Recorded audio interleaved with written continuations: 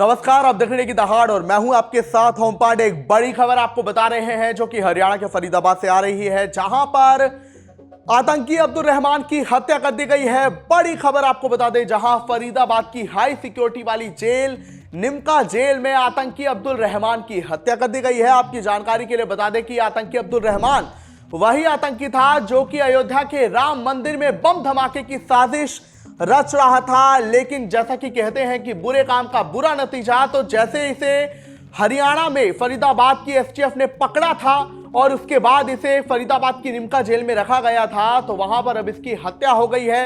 आपको बता दें कि निमका जेल की हाई सिक्योरिटी वाले बैरक में इसे रखा गया था और इसके साथ जो एक और कुख्यात कैदी था उसी ने इसकी हत्या की है। तो बिल्कुल हाई सिक्योरिटी वाली जेल के हाई सिक्योरिटी वाली बैरक में एक साथी कैदी द्वारा एक आतंकी कुख्यात आतंकी की हत्या कर दी गई है। और अब आप अगर जानना चाहेंगे कि अब्दुल रहमान का कातिल कौन है, किसने उसे जेल में मारा हाई सिक्योरिटी के बीच, वो हम आपको बता रहे हैं। तो जानकारी है कि जिसने इसे मारा अब्दुल रहमान को, उसका नाम है अबू जट। वैसे उसका असली नाम है अरुण चौधरी और वो जम्मू का ही रहने वाला है।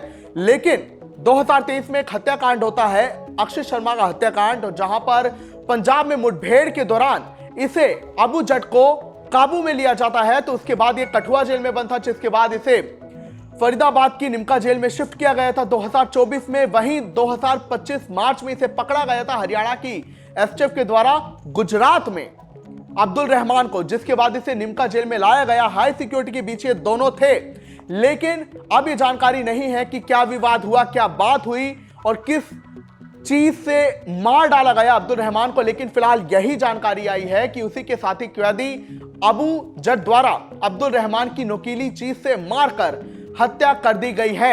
आपको ये जानकारी दे दे कि ये हाई सिक्योरिटी वाला बैरक था। इसी बीच जैसे ही ये जानकारी आती है कि अब्दुल रहमान की हत्या हो गई है, तो तुरंत सारे अधिकारी दौड़े दौड़े आते हैं और अभी उसका पोस्टमार्टम करवाया गया है। वहीं आपकी जानकारी के लिए बता दें, ये जो अरुण चौधरी है, इसने पहले भी आरोप लगाया था कठुआ जेल के अधिकारियों पर कि वो पैसे लेकर मुहैया कराते सुविधाएं तमाम कैदियों को, और रिश्वत की उसने वीडियो भी वायरल करने की कोशिश की थी। लेकिन बाद में उसे निमका जेल में शिफ्ट किया गया था। अब यहां पर क्या विवाद हुआ, क्या बात हुई, लेकिन इस बात के बीच एक खूनी संघर्ष हुआ जहां अबू जट ने मार डाला अब्दुल रहमान को। आपको ये जानकारी दे दे कि आतंकी अब्दुल रहमान को इसी मामले में पकड़ा गया था कि वो अयोध्या के राम मंदिर में धमाके की साजिश रच रहा था। वो कुछ बड़ा करने की तैयारी में था। वो अलकायदा इंडियन सबकॉन्टिनेंट के साथ जुड़ा था। उसका जो आतंकी था, कमांडर था अबू सुफियान, वो उसके साथ जुड़ा था।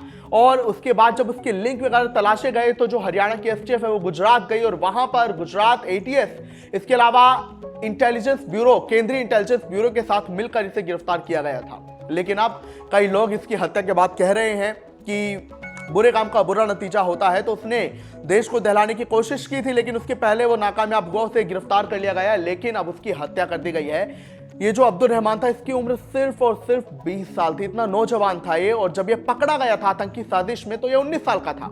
अब आप देखिए देश में कैसे नौजवान युवा आतंकी राह पर चल रहे हैं। लेकिन अब जो भी है, इसकी हत्या हुई है। हालांकि इस पर सवाल अब प्रशासन पर भी उठता है।